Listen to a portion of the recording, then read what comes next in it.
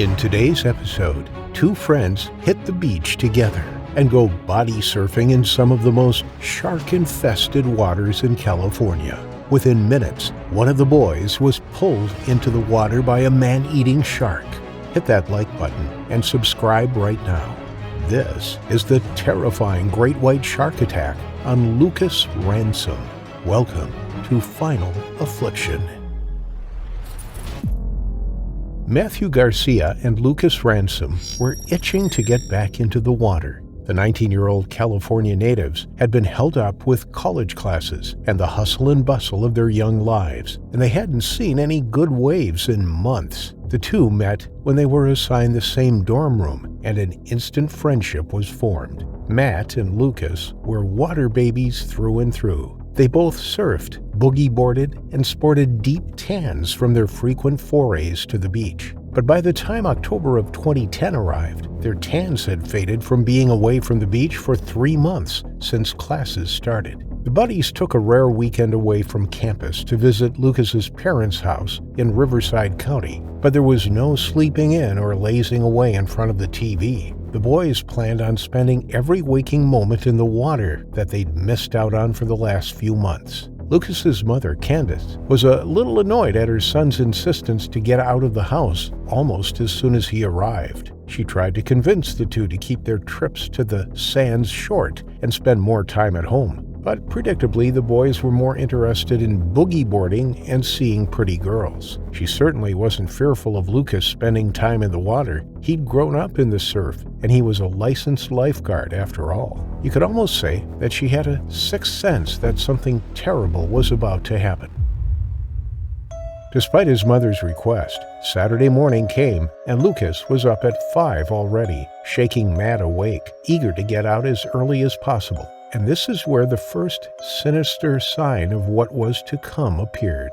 Matt sleepily looked out of the window. Outside, it was still dark.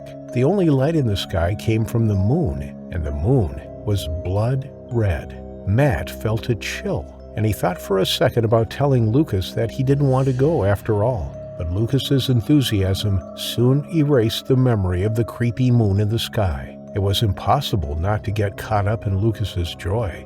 Matt set his unease aside and got out of bed, smiling in spite of the foreboding chill.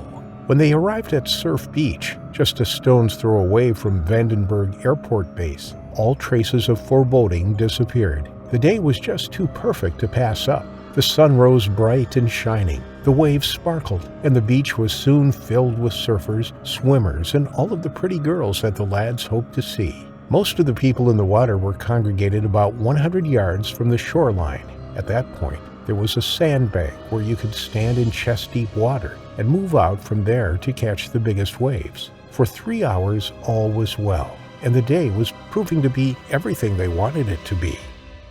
Lucas and Matt were both starting to get hungry, but they decided to take a breather on the sandbank, catch a wave or two more, and then head off to find a food truck to carb up for the rest of the day. Matt was standing, laying with his upper body on his board, and Lucas was lying on his, getting ready to start paddling once the wave that was rising in the distance reached them. But with that wave came a predator, a great white, riding the swell better than any surfer could. Its gray body was perfectly camouflaged in the foam and blue that drove it directly toward the boys. One moment, Matt was standing just 2 feet away from Lucas, and the next, a massive body slammed into him, the tail knocking him so hard that he was propelled 4 feet away. Matt held on to his board, completely dumbfounded and confused about what on earth had just happened. But then he saw the beast, its white markings, unmistakable even in the rushing torrent. The great white paid Matt no mind. He was never its intended target.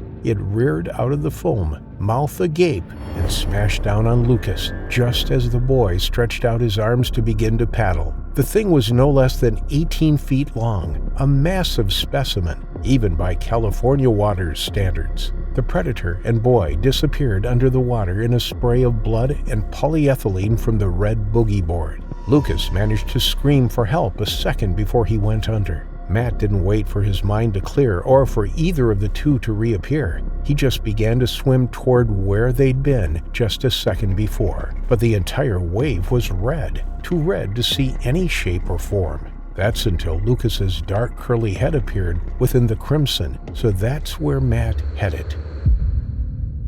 Matt's response was incredibly quick. He didn't stop to examine his friend. There was no time. They needed to get out of the water and fast before the shark turned back to finish the job. So Matt did the only thing he could do. He used the water to his advantage instead of allowing it to kill them both. The beachgoers saw the red wave approaching, and in that wave rode two lads. Matt was navigating the wave with one arm, while the other hand held Lucas steady on Matt's board. The pair rode in on an already gathering crowd of screaming people and another crowd behind them, scrambling to get out of the danger zone. With help from the spectators, Matt dragged Lucas onto the sand, and only then did he really see what the damage was, and it was a horrifying sight to behold. Lucas's boogie board was still attached by the ankle to his right foot, but his left leg was completely gone. The shark had bitten down on Lucas's pelvis, taking the entire leg, a section of his pelvis, and a chunk of the boogie board in one swallow. From the shredded stump, there were slivers of shattered bone visible through the dark, bloody, and tattered mess that was left behind. Lucas was limp. If his chest wasn't rising and falling slightly, you would have assumed he was already dead. His eyes had rolled back into his head, and only the whites were visible. In the few seconds it took Matt to get Lucas out, the flood of life escaping from the severed femoral artery had already almost drained Lucas empty. Matt tried to grab onto the hole in his friend's hip to stop the flow, and one of the bystanders took the shirt off his back to try and tie a tourniquet on it. But before they could even tie the first knot, Lucas gave one last shuddering breath and ceased to exist forever. It was just too much. The open flow from that complete amputation dumped 3 liters of blood from Lucas's body in less than a minute. By the time the ambulance arrived, Lucas's skin was as gray as the beast that had attacked him, and Matt was shaking uncontrollably, going into the early stages of shock now that the adrenaline was finally wearing off. They loaded the body and the boogie board with the perfect imprint of a shark's bite taken out of it into the back of the first van, and Matt was taken into a second, where he was put under sedation to ease the panic that was finally beginning to sink in. He had been incomprehensibly calm and brave for long enough to bring Lucas back to shore. Had he not kept his cool under pressure, a beast of that size would not have left a limb uneaten, that's for sure. The beach was squared off, flags dotting the sands as a warning every few feet. Vessels went out searching, and even a few helicopters were deployed to scan the shoreline. With Matt's testimony of the animal's size and another surfer also corroborating it, they couldn't take any chances with a predator that large out on the loose. But no one ever saw any sign of a fin or tail. It disappeared as quickly as it appeared. The boardwalk became alive with posters, teddy bears, and flowers to commemorate Lucas's life. At his funeral, Matt was one of the coffin bearers, and after he took a week off from school, life went on. But only now, Matt had to look at an empty bed across from his and his own boogie board that stood gathering dust for the next year. That's how long it took before he had the heart to go back in the water. But when Matt did, he went back to Surf Beach, to the place that took his friend away from him forever, and to the place that he swore wouldn't be the reason that his memories of Lucas and his love for the sea would be as tainted after his friend's terrifying final affliction.